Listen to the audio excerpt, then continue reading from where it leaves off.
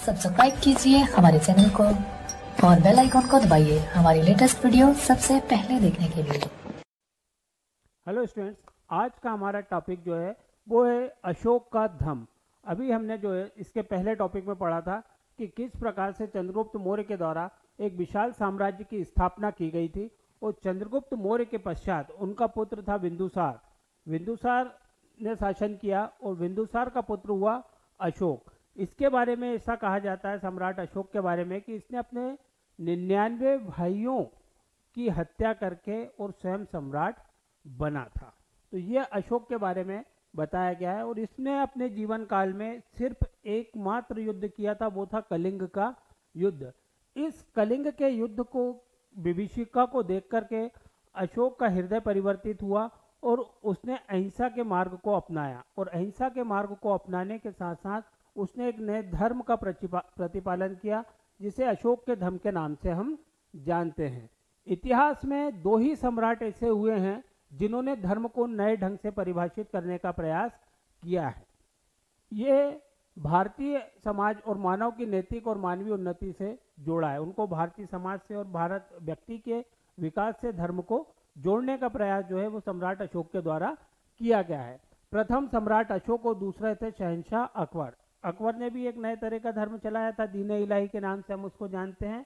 और सम्राट अशोक का जो धर्म था उसको धम्म के नाम से जाना जाता है। तो इतिहास में दो ही ऐसे सम्राट हुए हैं जिन्होंने धम्म या धर्म के माध्यम से व्यक्ति के विकास की ओर प्रयास किए हैं। सम्राट अशोक की प्रसिद्धि का कारण उसके धम्म के प्रति लगाव था। सम्राट अशोक प्रसिद्ध क्यों हुआ, उसका एकमात्र जो कारण था वो था उसका धर्म के प्रति लगाव।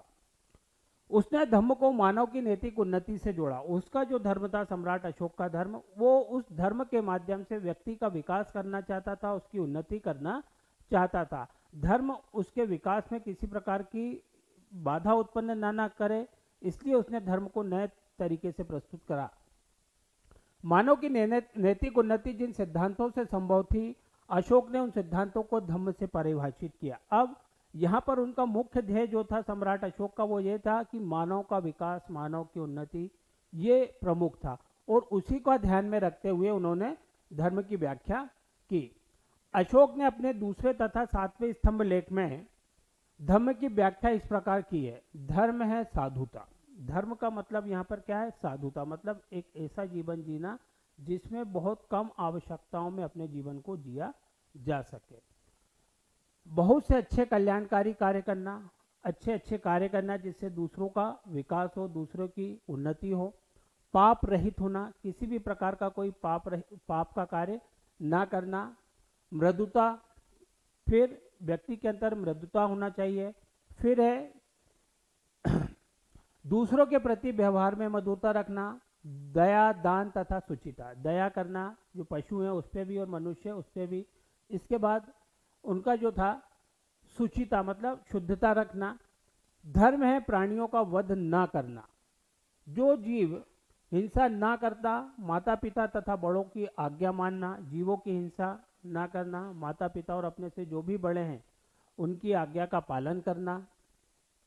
गुरुजनों के प्रति आदर, मित्र, परिचितों, संबंधियों, ब्राह्मणों तथा श्रमणों के प्रति दानशीलता तथा उचित व्यवहार और दास तथा भृत्यों के प्रति उचित व्यवहार। इवन यहाँ तक कि उन्होंने जो दास और जो भृत्य होते थे उनके प्रति भी एक व्यक्ति को किस प्रकार का व्यवहार करना चाहिए, ये अपने धम्म के माध्यम से बताने का प्रयास किया गया। तो कुल मिलाकर के एक आदर्श जीवन जीने के लिए धर्म हमारी किस प्रकार से सहायता कर सकता है वो अशोक ने अपने धम्म के माध्यम से परिभाषित किया है। अशोक के धम्म की इस व्याख्या का अर्थ स्पष्ट करते हुए डॉक्टर रोमिला थॉपर ने लिखा है कि धम्म के अर्थ की व्याख्या से स्पष्ट होता है कि यह एक धर्मनिरपेक्ष शिक्षा थी। धम्म क्या था अशोक का? एक धर्मनिरपेक्ष शिक्षा, मतलब जिसमें किसी भी विशेष धर्म के ऊपर बल नहीं दिया गया था, बल्कि सभी धर्मों का सम्मान उसके अंतर्गत शामिल था। बड़ों के आदर पर जोर दिया गया था। इसके अंतर्गत धार्मिक समुदायों में बड़े और परिवार में बड़े दोनों शामिल है। एक तो परिवार का बड़ा व्यक्ति और धर्म में बड़ा व्यक्ति या समुदाय के अंतर्गत बड़ा व्यक्ति, उन सभी का आदर और सम्मान होना चाहिए।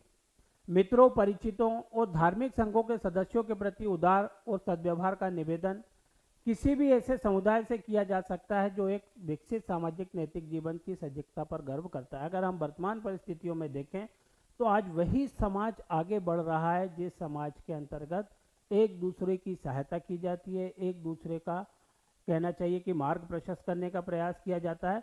ऐसा समाज आगे नहीं बढ़ता है जहां पर लोगों को पीछे खींचा जाए। तो अशोक का जो धम्म था वो व्यक्ति के विकास के लिए था, व्यक्ति की उन्नति के लिए था।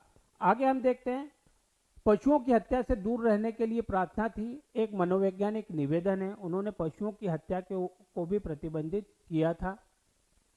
शताब्दियों के दौरान कई सभ्यताओं में सुना गया है। उन्होंने अपने आगे लिखा है कि अशोक के लिए धम्म जीवन की एक पद्धति थी। धम्म क्या था या धर्म क्या था? जीवन जीने का एक तरीका, मतलब अपने जीवन को एक आदर्श रूप में हम कैसे जिएं, वो अशोक के धम्म से परिभाषित होता है। उन्होंने आगे लिखा है कि अशोक के लिए धम्म जीवन की एक पद्धति थी। इसका सार उसने अपने को ज्ञात विभिन्न विचारकों की नैतिक शिक्षाओं के चयन और जीवन के अपने अनुभव से प्राप्त किया। उन्होंने अपने जीवन में जो भी अनुभव प्राप्त किए थे उन अनुभव के आधार पर उस धर्म का निर्माण किया था। यह एक और सामाजिक नैतिकता और नागरिक उत्तरदायित्व की भावना पर आधारित था। अगर हम देखें तो अशोक का जो धर्म था वो हमारी समाज के प्रति, हमारे कर्तव्य, समाज के प्रति हमें जिम्मेदारियां उसमें शामिल थी। इसके साथ साथ हमारे जो उत्तरदायित्व है उन उत्तरदायित्व को भी इसमें शामिल किया गया था। अब हम देखते हैं कि अशोक के धर्म के जो प्रधान लक्षण थे वो क्या क्या थे। सबसे पहला था पापहीनता। किसी भी प्रकार का कोई पाप जीवन में नहीं करना चाहिए। बहुकल्याण, मतलब ऐसा कार्य किया जाए जिससे बहुत से लोगों का कल्याण हो। इसके लिए आपको धन की आवश्यकता नहीं है, आप सामान्य जीवन में भी दूसरों का कल्याण कर सकते हैं। नाम मात्र से आप पानी पिला करके भी दूसरे का भला कर सकते हैं।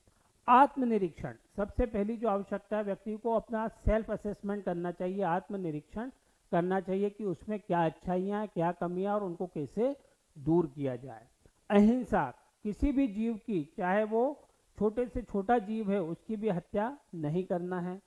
सत्य बोलना, हमेशा सत्य वचन बोलना चाहिए। धर्मानुशासन, धर्म के प्रति एक आदर्श रूप जीवन जीना चाहिए। धर्म मंगल, कल्याण करना। दान देना, मतलब आपकी जितना सामर्थ्य हो, ये जरूरी नहीं है कि आप अपना पेट काट करके किसी को दान दें, बल्कि आप में जितना सामर्थ्य है आप उतना दान करें। सोच, संयम, विपरीत परिस्थितियों में अपने संयम को स्थिर रखा जाए, किसी भी प्रकार से घबराया ना जाए या आपा ना खोएं। भाव शुद्धि, अपने विचारों में, भावों में शुद्धि बनाए रखें।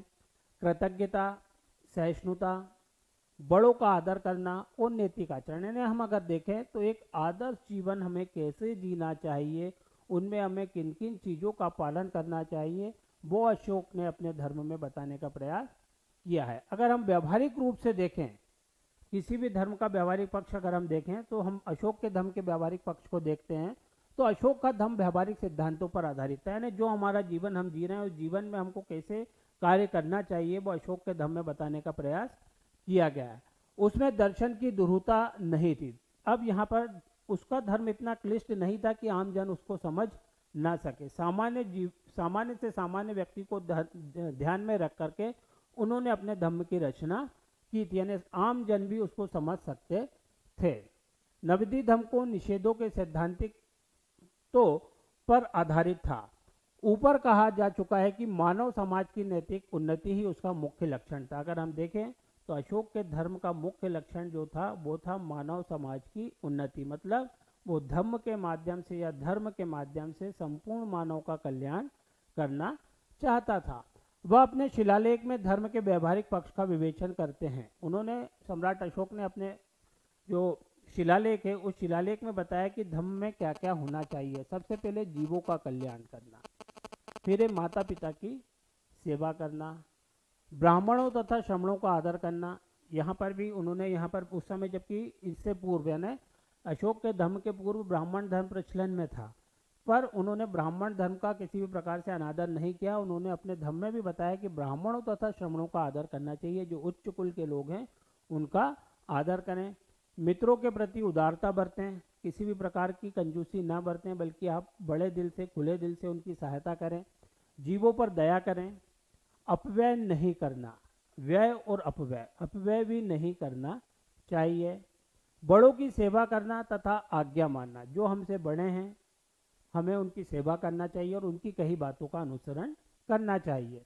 दास तथा भृत्यों नौकरों के साथ उचित व्यवहार करना, ऐसा नहीं है कि जो दास है भृत्य या छोटे हैं, जो छोटे कार्य करते हैं, ऐसे लोगों के प्रति हमारा व्यवहार कठोर हो। उन्होंने अपने धर्म के माध्यम से बताने का प्रयास किया है कि दास और भृत्य का भी जीवन है और उस जीवन में उनके साथ उचित व्यवहार किया जाना चाहिए। फिर धर्म मंगल कार्य करना, अशोक का धर्म आदि विविध तत्वों पर आधारित था। मंगल कार्य करना मतलब अच्छे कार्य करना। अशोक ने अपने प्रथम शिलालेख में पशु बलि और समाजों के निषेध का उल्लेख, दूध न किंची जीवम आरंभित्वा प्रजुहित्यम न च समाजो कर्तव्यो, अर्थात यहाँ कोई जीव मारकर बलि ना दिया जाए। इसके पहले यानी अशोक के पहले जो ब्राह्मण धर्म था उसमें पशु बलि थी, पर यहाँ पर इन्होंने जो धर्म अपनाया उसमें पशु बलि जो थी उस पर रोक थी। वास्तव यहाँ पर पशुओं की हत्या की अपेक्षा उनकी बलि ना दिए जाने पर जोर दिया गया, क्योंकि हम जानते हैं कि अशोक ने अपने शाही रसोई घर में कुछ पशुओं को मारने की छूट दे रखी थी। ऐसा नहीं है कि अशोक जो था वो पूर्णतः शाकाहारी था, उसके रसोई में भी कुछ प्रकार के जीव थे जिनका मांस पकाया जाता था। फिर है सहिष्णुता। अशोक ने धार्मिक सहिष्णुता की नीति का पालन किया। सहिष्णुता से आशय यहाँ पर यह है कि दूसरे धर्म के प्रति आदर और सम्मान के भाव रखना। उसके अभिलेखों में इस नीति का वर्णन मिलता है। उसने एक अभिलेख में कहा है कि मैं सभी धर्मों के सार की वृद्धि की कामना करता हूँ, यानी जो भी धर्म है उस धर्म का जो सार है उस सार में वृद्धि की कामना करता हूँ, मतलब जो उसकी अच्छाइयाँ उन अच्छाइयों का मैं सम्मान करता हूँ। यह तभी संभव है जबकि मनुष्य दूसरे धर्मों के प्रति सहिष्णु हो, यानी उसका दूसरे धर्मों के प्रति सहिष्णुता का भाव विद्यमान था। इसी ध्येय से मनुष्यों को दूसरों के धर्मों का सुनना चाहिए। जो मनुष्य अपने धर्म को पूछता है, दूसरे के धर्म की निंदा करता है, वह ऐसा करते हुए अपने धर्म की बड़ी भारी हानि करता है। सामान्य सी बात है कि हम हमारे धर्म का तो पालन करें, पर दूसरे के धर्म का हमें जो है विरोध नहीं करना चाहिए, उसकी निंदा नहीं करना चाहिए। और अगर हम दूसरे धर्म की निंदा करते हैं तो कहीं ना कहीं वो व्यक्ति या उस व्यक्ति से प्रभावित लोग जो हैं वो आपके धर्म को भी नुकसान पहुंचा सकते हैं। तो सही व्यक्ति या उचित व्यक्ति वही है जो अपने धर्म के साथ साथ दूसरे के धर्म का भी सम्मान करे। अतः मनुष्य में वाक संयम होना चाहिए।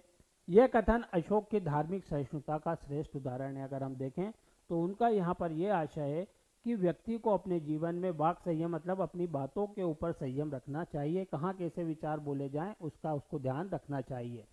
धार्मिक सहिष्णुता के बारे में अशोक ने अपने 13वें और 7वें शिलालेख में उल्लेख किया है। डॉक्टर रोमिला थापक ने इसके बारे में यहाँ पर फिर चर्चा की है कि सम्राट अशोक के विचारों में सभी संप्रदायों के मूल सिद्धांतों का विकास सबसे उच्च सम्मान है।